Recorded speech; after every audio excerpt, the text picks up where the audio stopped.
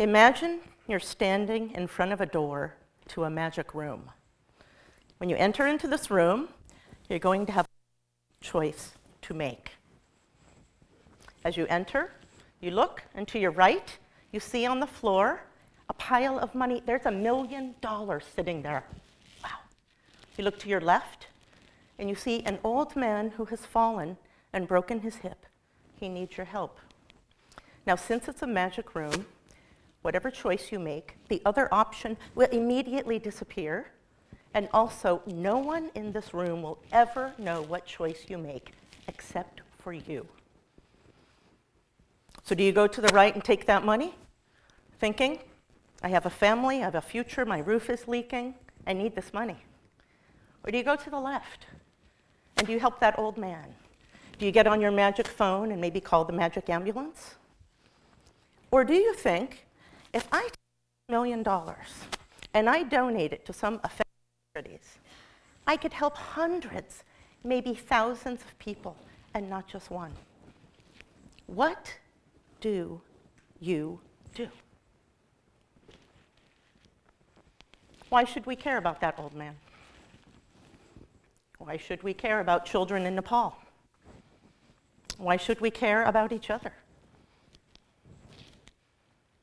What happens if we don't? What happens if we don't care? I could stand here and for hours tell you the events of our world that illustrate the decline of our moral character. But I don't need to do that. You all have eyes and ears. You know what's going on in the world. You know that when we care for and about each other, it's damaging and corrosive, not only to our interpersonal relationships, but possibly to the survival of our species long term.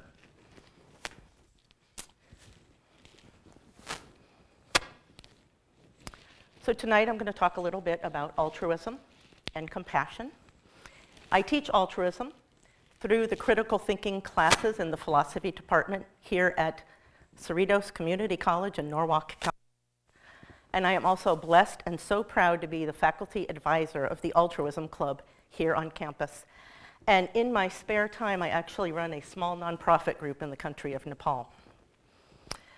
So people today think that young people, I'm not going to call them millennials because I've learned they don't actually like to be called that. People think today that young people are less altruistic and more self-absorbed. And that makes me laugh because that's been said of just about every single generation, at least right in the modern times. I work primarily with 18 to 30-year-olds, and I have to tell you, I work with the most amazing group of young people. They're civic-minded, they're collaborative, and they really value help. It's amazing to work with them. A few little nerdy moments here just to kind of get some context to what I'm saying. In 2008, Harvard University found out that 60% of young people wanted to go into public service. In 2009, the Center for Information and Research found out that young people were volunteering at historically high rates. And in 2010, the Pew Research Group did a study, and they found, and this is very interesting to me, that young people valued helping others more than having a high-paying job.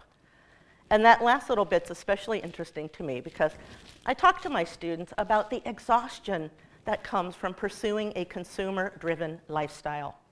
We all know this, right?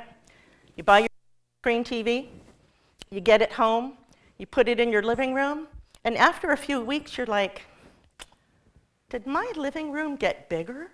This TV suddenly doesn't seem big enough for me. Maybe I need the one that's curved. Right? We are so messed up by consumerism. Or you get your new car, you drive it a few months, and then what happens? You're like, oh, I wish I'd gotten that other model. You know, all of a sudden, I really need a sunroof. Really important I have sun while I'm driving a motor vehicle. Right? That's a really important thing. So I talk to my students about how helping other people can actually fill us with happiness and give us something meaningful instead of something superficial and kind of shallow and material. And happiness is important because when we're happy, we tend to be more effective helpers. And reason, since I teach critical thinking, I have to mention reason, right? Give ode to reason. The ability of our minds to assess and understand, evaluate, and then make good decisions. Reason is also important because it allows us to understand that the happiness of other people is also really important, right? So when people around you are thriving and flourishing, happiness goes up and suffering goes down. What a wonderful thing in the world, right? Sometimes I ask my students, can you be truly, truly happy when others around you are not? And of course, there's always a few who say, yeah, right, a few. Most of them, though, report to me that the happiness of other people is very important to them. So isn't engaging in behaviors that increase happiness and lessen suffering a very noble endeavor? Really? So what I'm kind of talking about tonight is part of my holistic teaching model. And this is really founded on the idea that we can connect ideas like compassion and social activism with academic subjects like sociology, psychology, and even critical thinking. This teaching philosophy is also founded on the idea that students get something positive for their own personal identity through the meaningful actions that we engage in. We find that these kind of pro-social behaviors of generosity and giving really give the students some kind of purpose in their life. And we see that by connecting them to a club on campus and then to our local community, that they actually begin to feel as if they're part of something larger in the world. So this is a phase. Just a couple other nerdy little moments here. There's some studies by a man named John Rushton who found out that altruism most likely has an evolutionary origin, but also that altruism may be taught, especially through modeling the behavior. So I find this very interesting because the Altruism Club here at Cerritos College organically grew from my conversations in the critical thinking classes that I teach. I also discuss my work in Nepal. I discuss being a compassionate activist. And I'm also part of the effective altruism movement. I don't know if anyone doesn't know what that movement is, please go check it out. But effective altruists use critical thinking as one of their core principles in order to make really good decisions before we jump into activities. Right? Sometimes our heart is willing, but maybe we don't have a good plan, and then things don't always work out. So this is really about balancing and kind of planning out what we want to do before we do it. So the club kind of organically grew out of my discussions in class. We all decided we wanted to do something together, and we started in August of 2016. We were deciding what projects that we wanted to work on. And we found out that on our campus, there is an issue of students not having enough food and nourishment. So the club chose to work on food insecurity issues for the year. So we've done many different projects, also critical thinking skills. The way we do, right now we're doing a survey. We have hundreds of surveys that have been returned. We're going to be getting several thousand. And perhaps in the future, that data will decide some of our altruistic projects. So what I can report, though, from observing the students for a while, either in class or through the club, is that I notice that students, when they begin engaging this way, seem to have an increase in self-esteem. Sometimes students begin getting involved in student government. I've had students who then went on and took leadership workshops and even took classes in social activism. So I find this phase of their development very important because working with students this way, really, you kind of have to show students and give them some confidence and maturity, but they really see the value in developing these kinds of helping and caring behaviors. So this is an important phase for them, but in the long run, it tends to make them more confident leaders and more sensitive helpers. So here's a picture of our club in action. I'd like to tell you just a little story about something that the club did. And this isn't even about our altruistic project that we did. This is about what happened the day before we did a project. At the end of last semester, the students decided that we wanted to make lunches for people on campus before they went and took their final exams. So we had some fundraisers. We made a bunch of money. We went to Costco. I don't know if I could say Costco. We went and we bought a lot of food. So the students were coming over to my house. We were going to pack all the bags. And the next day, we were going to give lunches out to as many people as we could. And by the way, we gave 150 lunches out in 20 minutes.